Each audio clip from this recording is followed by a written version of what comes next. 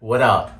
And welcome to another episode of From the Script to the Screen.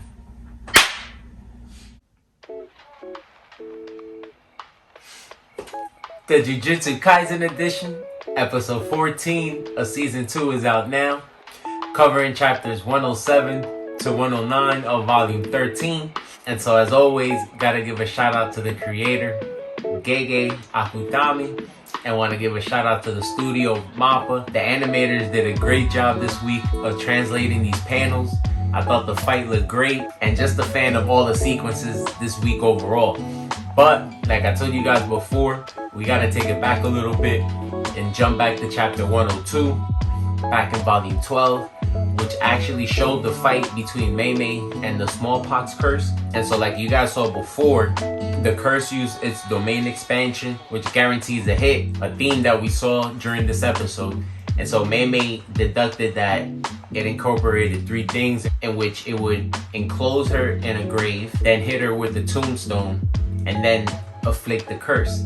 And so you see that she figures out she would have to make the curse focus its attack on something else, and that way she'd be able to then handle the curse. And so we see that her brother comes into the fight, like how she says her brother's not only there to carry around her tools, but we know that she doesn't like to owe anybody anything. And so of course her family member is able to handle domains and things like that. That way she wouldn't be indebted, like she says. And so we learned a little bit more about her curse technique. We know that she has bird manipulation, but she also has what she calls bird strike. And so we know that jujutsu sorcerers are able to have a short increase of power if they put their life on the line or carry out some type of binding vow. And so we see hers is called kamikaze.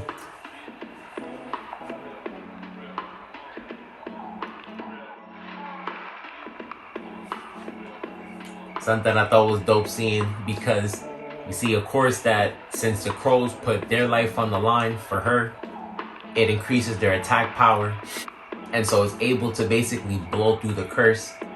Something that they said the only person that was able to even survive was Gojo. And so that lets you know just how strong the attack is.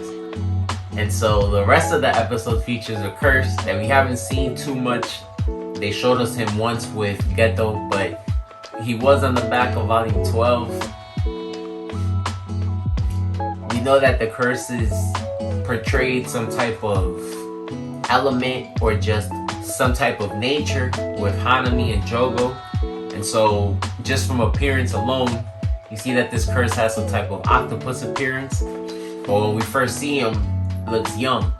And so as the battle goes along, you see that he matures and is actually a pretty formidable opponent for our people.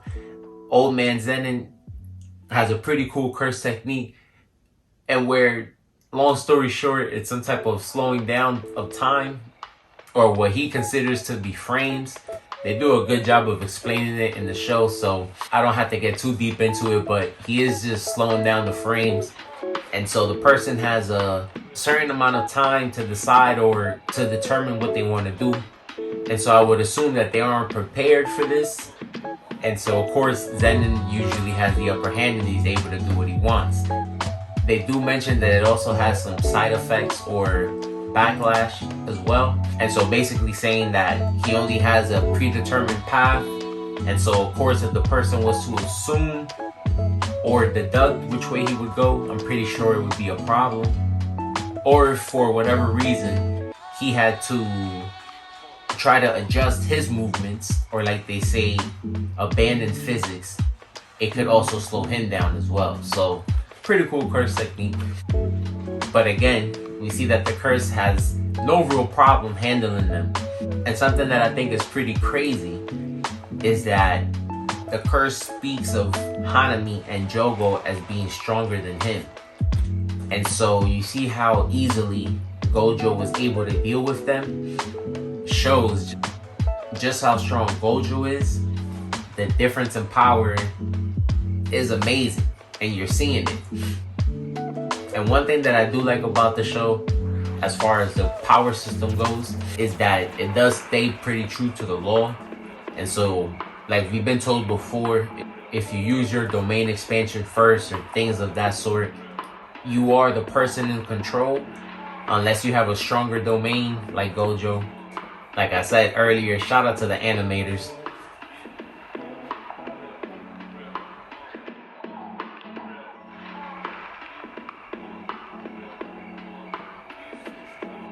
I love seeing Dagon's domain expansion on screen.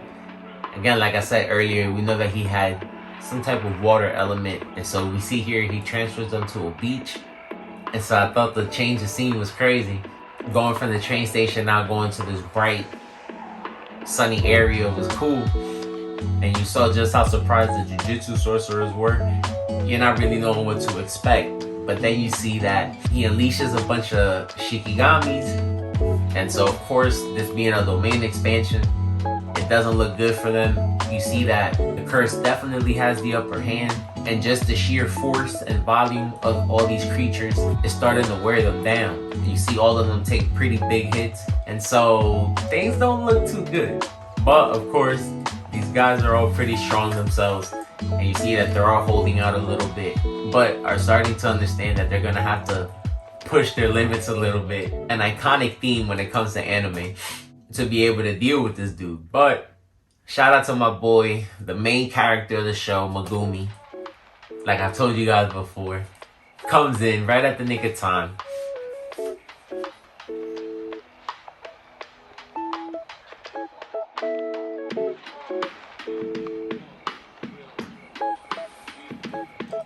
And is trying to use his domain expansion. He ends up breaking in, and this way, hopefully they'll be able to get the upper hand.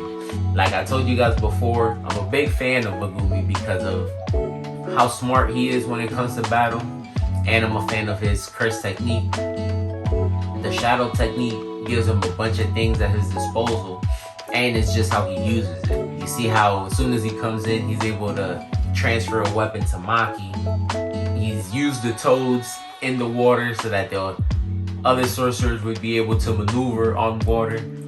And just a bunch of other things he could have been doing. But of course, it is taking a toll because he is doing a lot of things at once. And he gives us this plan of him trying to just break out the domain so that hopefully they'll be able to get the upper hand again back in the normal world now that there's 4 of them. But unfortunately for us, the episode ends crazy. And we see that instead of them breaking out, somebody breaks in. You would think that it was more help, but it's not. We see that it's Megumi's father, Toji, ends up breaking in. We know that he's just out here, out and about, wandering around, trying to see who's out, trying to fight anybody he can. We know that that's just what he likes to do. And so this is where he ends up. Pretty crazy. Great episode. Looking forward to next week. Let me know what you guys thought about the episode. As always, do you think they're going to be able to get out of here? Or are some people going to pay the price? We'll see. We out. Peace.